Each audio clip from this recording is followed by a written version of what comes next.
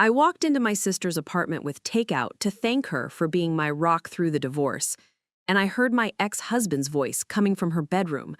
My blood turned to ice. When I pushed open that door, I saw them together, naked, laughing, completely comfortable, like this had been going on forever. My sister Celeste, who'd held me while I cried every night for 6 months, who told me I deserved better, who'd helped me find a lawyer, was sleeping with Adrian, the man who destroyed my life. When I discovered how long this had been going on, I realized my entire divorce was a lie, and nothing I thought I knew about loyalty was real.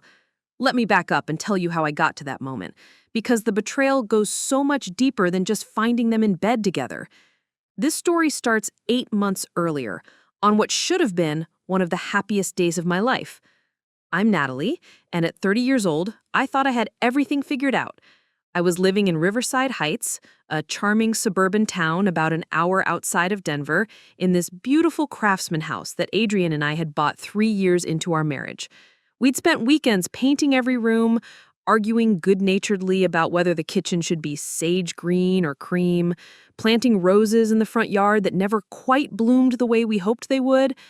Adrian worked as a financial advisor at Morrison & Associates downtown, and I ran a small boutique called Willow and Pine on Main Street that specialized in handmade jewelry and vintage clothing. It wasn't making us rich, but it was mine, you know? I'd built it from nothing after my corporate marketing job left me feeling empty and burnt out. Every piece in that store was carefully curated, every customer felt like a friend, and I genuinely loved going to work each morning. We'd been married for 5 years, and while we weren't trying for kids yet, we talked about them often.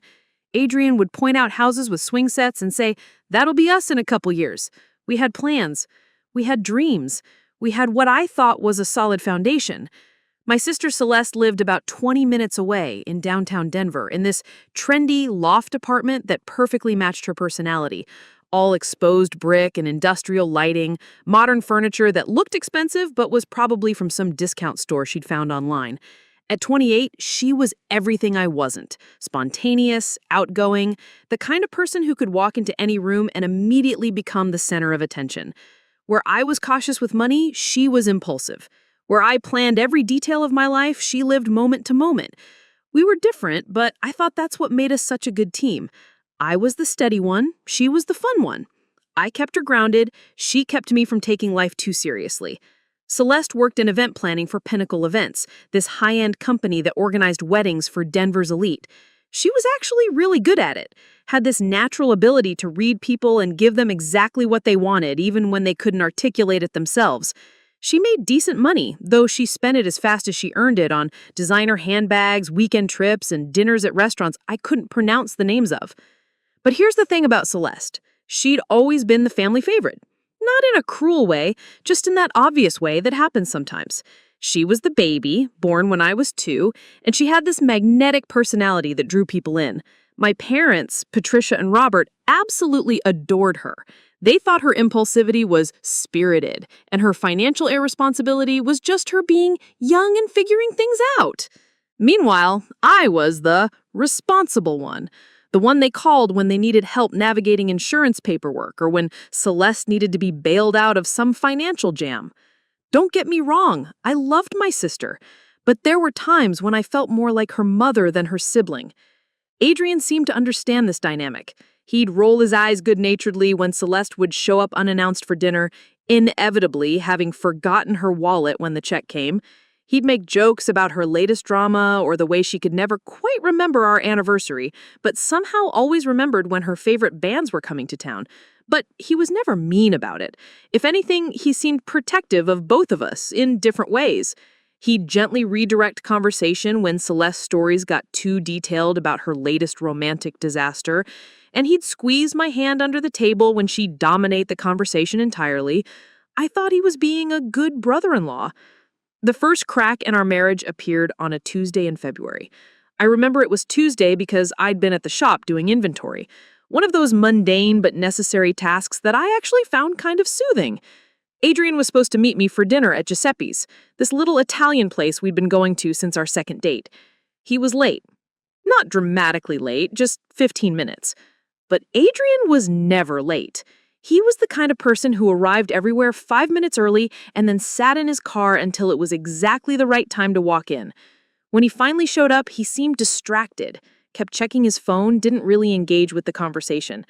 When I asked if everything was okay, he said work was stressful. The stock market had been volatile. Clients were nervous. His boss was breathing down his neck about quarterly numbers. It all sounded reasonable, so I believed him. Looking back now, I can see that this was when things started changing. It wasn't dramatic. There was no sudden personality shift or obvious red flags. It was more like watching a photograph fade. The colors were still there, but they were gradually becoming less vibrant. He started working later. Not every night, just 1 or 2 evenings a week. He'd text me around 5 to say he was going to be stuck at the office until 8 or 9. Again, this seemed plausible. His job was demanding, and I knew he took his responsibilities seriously. He became more distant during conversations. Not dismissive, just elsewhere. Like part of his attention was always focused on something I couldn't see. When I'd tell him about my day at the shop, he'd nod and make appropriate responses, but I could tell he wasn't really listening. The physical intimacy started declining too. Not completely, we weren't roommates, but the spontaneous affection diminished.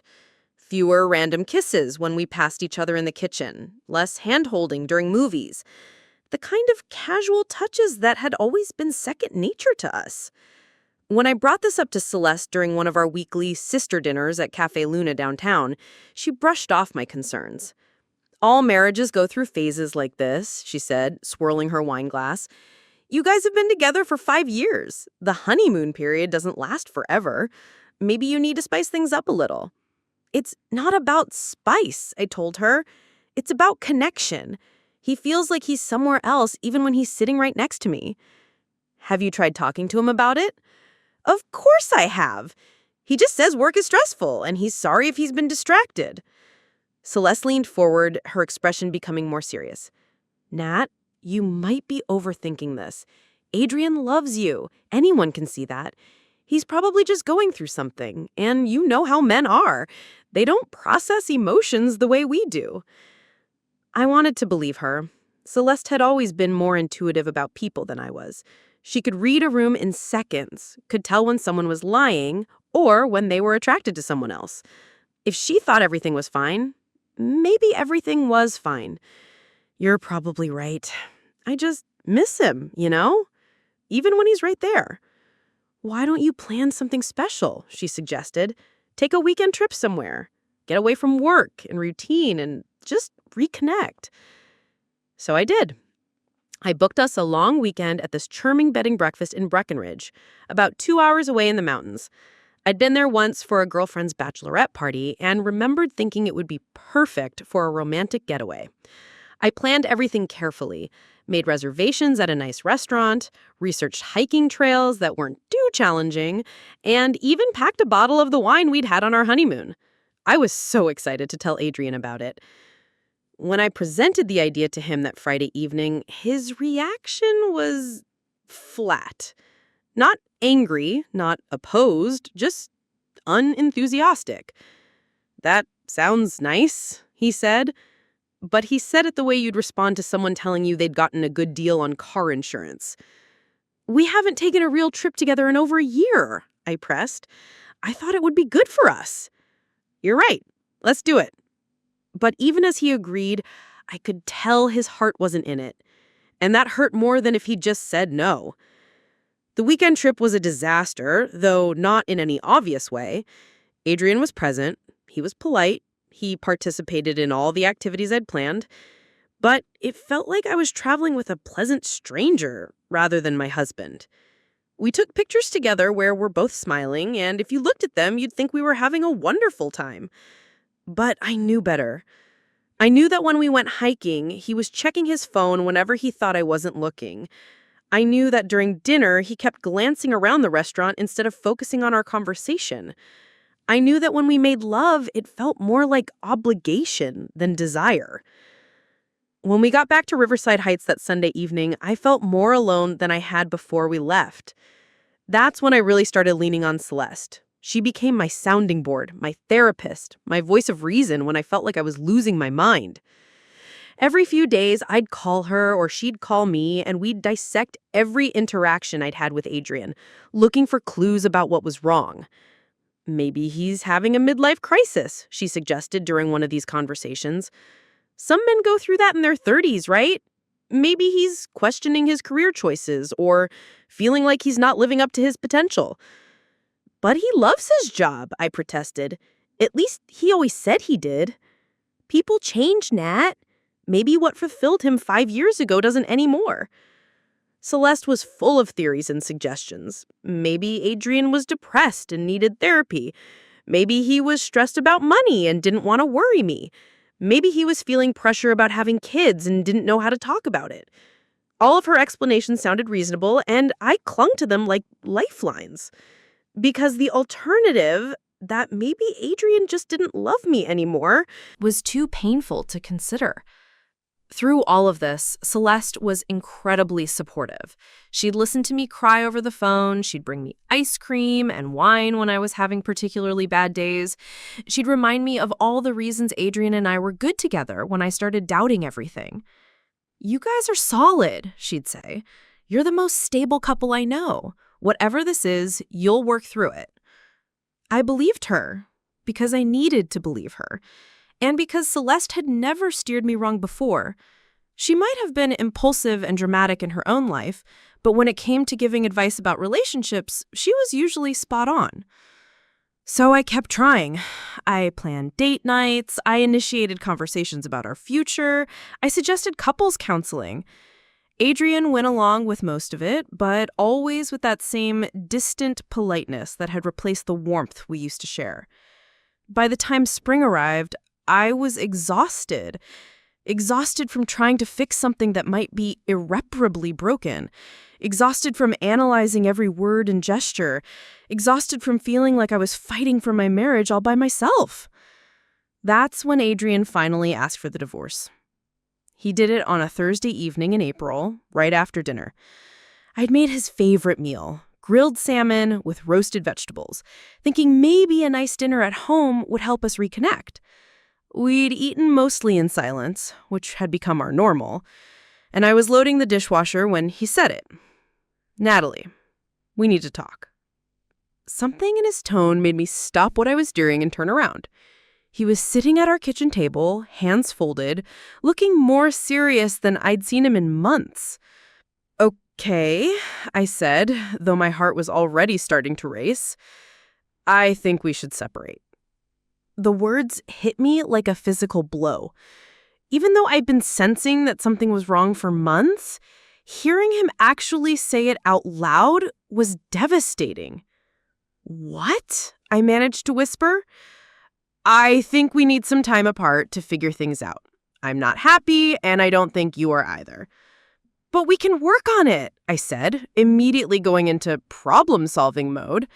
"We can go to counseling, we can try harder, we can—" "I don't think counseling is going to fix this," he interrupted gently.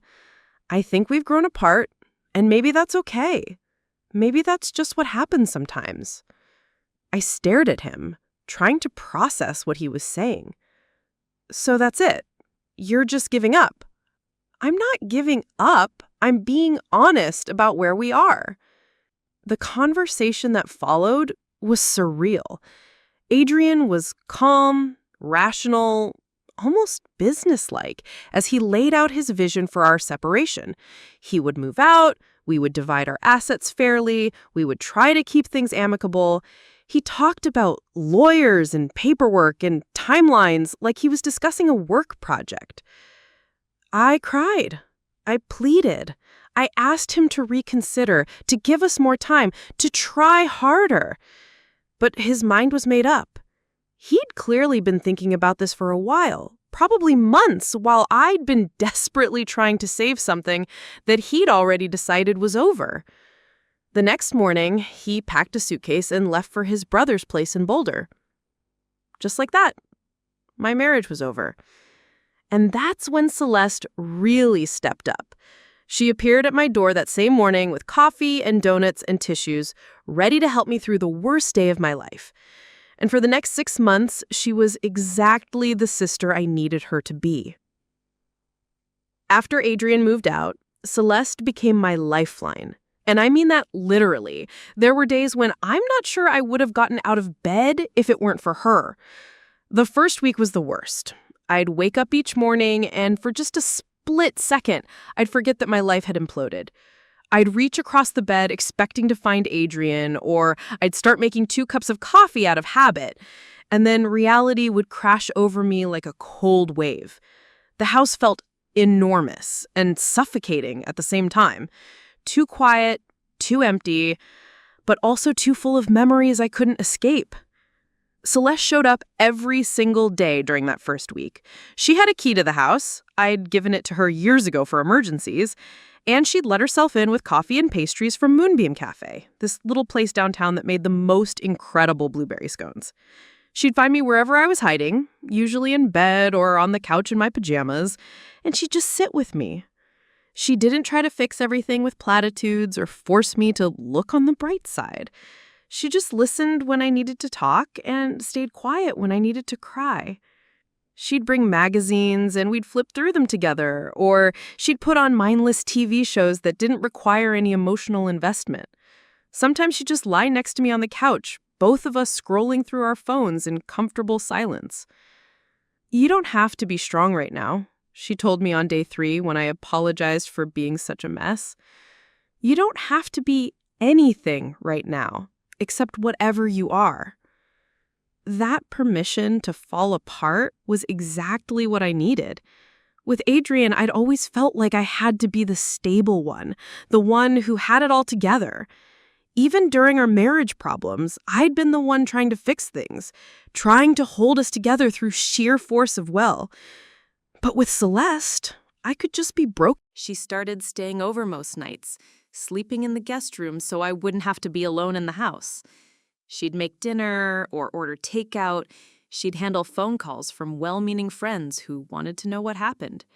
She'd even dealt with the lawyer consultations when I was too emotionally drained to focus on the legal details.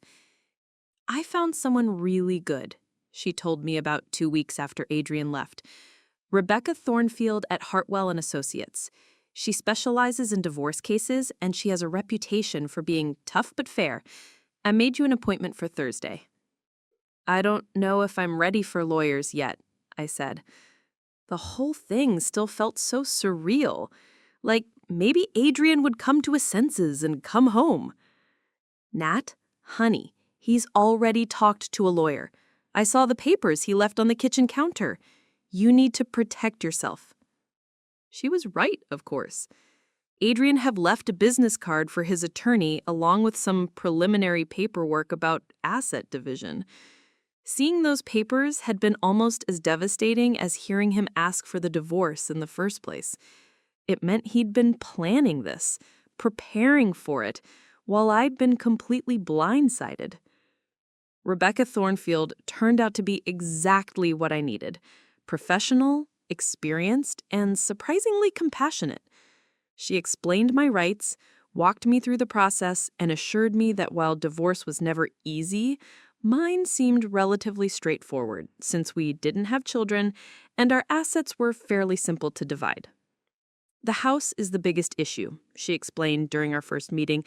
"Since you both contributed to the down payment and you're both on the mortgage, you'll need to decide whether to sell it and split the proceeds, or if one of you wants to buy out the other's share." The thought of selling the house made me feel sick. It was our home. I'd painted every room, planted every flower in the garden, spent countless weekends refinishing the hardwood floors with Adrian. But I also couldn't afford the mortgage payments on my boutique's income alone. "I don't know what to do," I admitted to Celeste that night over Chinese takeout from Dragon Palace. "What do you want to do?" she asked, picking at her lo mein. "I want to keep it. I love that house, but I can't afford it on my own. And even if I could, maybe it's too full of memories anyway." "Maybe," she said thoughtfully, "but don't make any big decisions right now. You're still processing everything.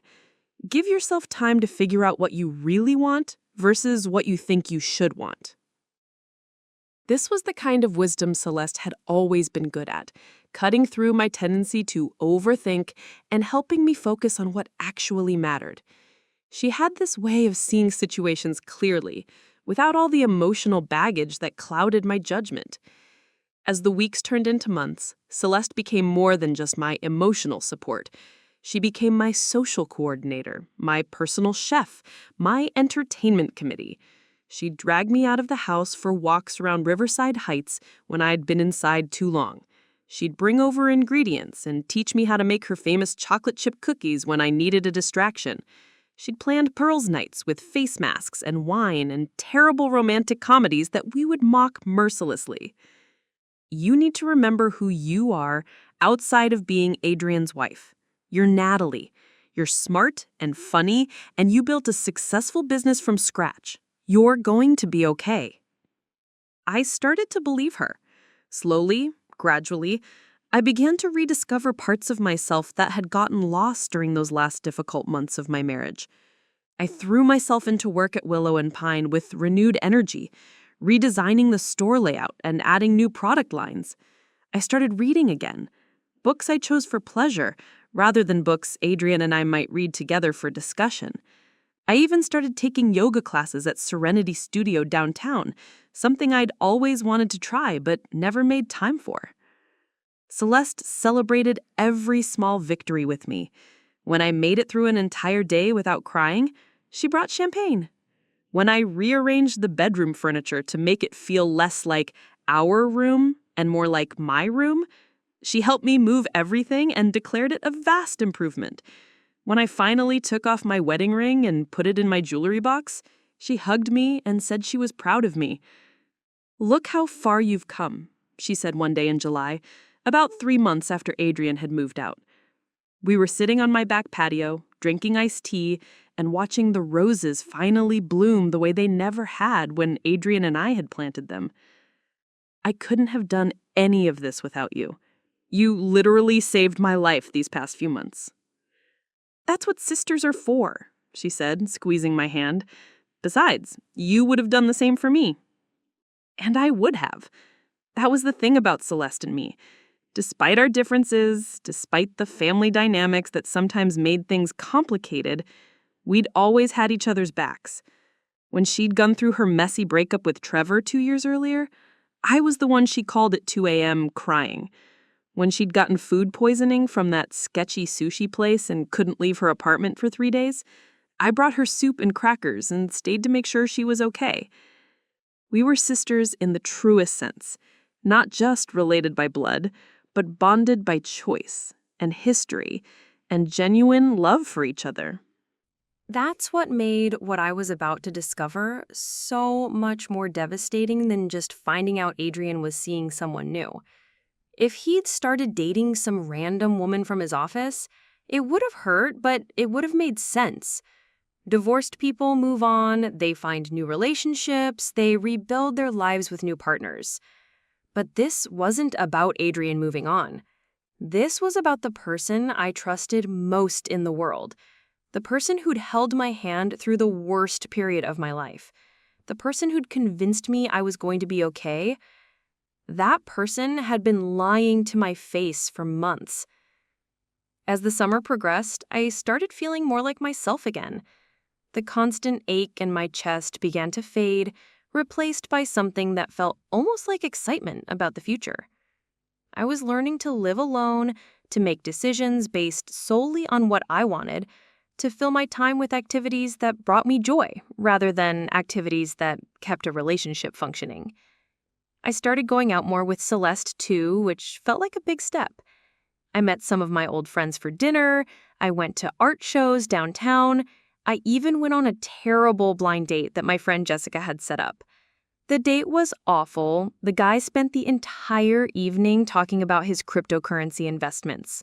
But the fact that I'd gone at all felt like progress. "I'm really proud of you," Celeste said when I told her about the disastrous date. "You're putting yourself out there again." "I'm not ready for anything serious," I clarified quickly. But it felt good to remember that there are other people in the world besides Adrian. Of course you're not ready for anything serious, but it's good to test the waters, to remember that you're an attractive, interesting woman who has a lot to offer. The divorce proceedings were moving along smoothly, which was both a relief and somehow disappointing. Part of me had hoped Adrian would fight for us, would realize what he was losing and try to win me back. But he was as businesslike about the legal process as he'd been about asking for the separation in the first place. We'd agreed to sell the house and split the proceeds, which meant I needed to start looking for a new place to live. The thought was both terrifying and liberating. I could go anywhere, choose any neighborhood, start completely fresh. You should look at some of those new condos downtown, the ones near my building. We could be neighbors. The idea was appealing. Living near Celeste would mean built-in support system, and I'd grown to love spending time in downtown Denver during my frequent visits to her apartment. It was vibrant and walkable, full of restaurants and shops and cultural activities. So different from suburban Riverside Heights, but maybe different was exactly what I needed. I started looking at apartments online, bookmarking possibilities, and dreaming about what my new life might look like. For the first time since Adrian had dropped his bombshell, I felt genuinely optimistic about the future. That optimism should have been a red flag. In my experience, life has a way of kicking you when you're just starting to get back on your feet. But I was so grateful to feel hopeful again that I didn't question it. I trusted Celeste completely. She'd proven herself over and over again during the worst period of my life. She'd been patient, supportive, reliable, and loving in ways that went beyond normal sibling obligation. If someone had told me that the person who'd been my rock for 6 months was actually the reason my marriage had fallen apart, I would have laughed in their face. But sometimes the people closest to us are the ones capable of causing the most damage. Sometimes the person holding your hand while you fall apart is the same person who pushed you off the cliff in the first place. I just didn't know it yet.